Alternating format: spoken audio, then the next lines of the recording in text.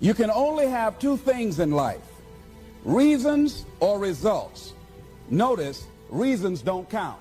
Folks will always point out reasons on why they're not living their dream, on why they're not manifesting their greatness. They will always be able to point those things out, but none of those things count.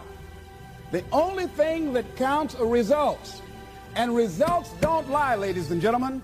They tell it all. Judge a tree by the fruit that it bears, not the ones that it might talk about, not the ones that it might wish for or think about or affirm about, but the fruit that it actually bears. So let us look. I think that all of us are committed. But I think that some of us are producing results in our lives that level of commitment brings that we particularly don't like or find distasteful. I don't think that as a participant in life, you cannot be committed. You're either committed to mediocrity or you're committed to greatness. You're either committed to being productive or you're committed to being non-productive. You're committed to being happy or you're committed to being unhappy.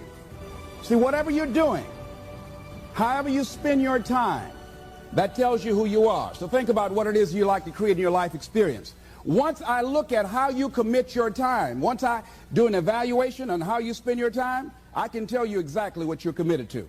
People that say they have dreams or want to open a business or want to do something differently than what they're now doing, they don't like their jobs, they're unhappy, they're unfulfilled.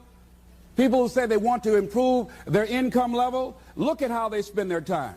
How they spend their time, the commitment of their time, how they use that will really tell the truth.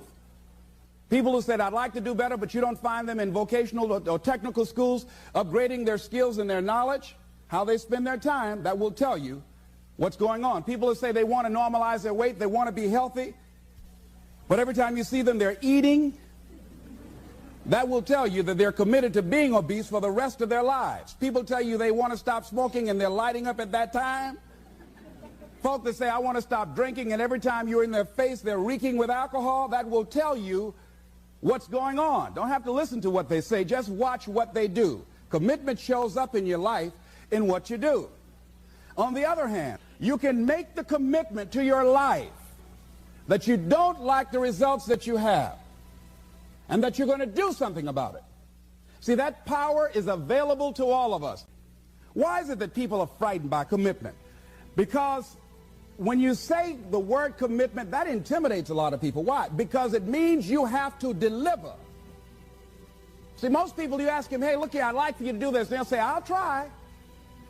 I'll try means that is my escape clause. When I don't come through, it's really a polite no.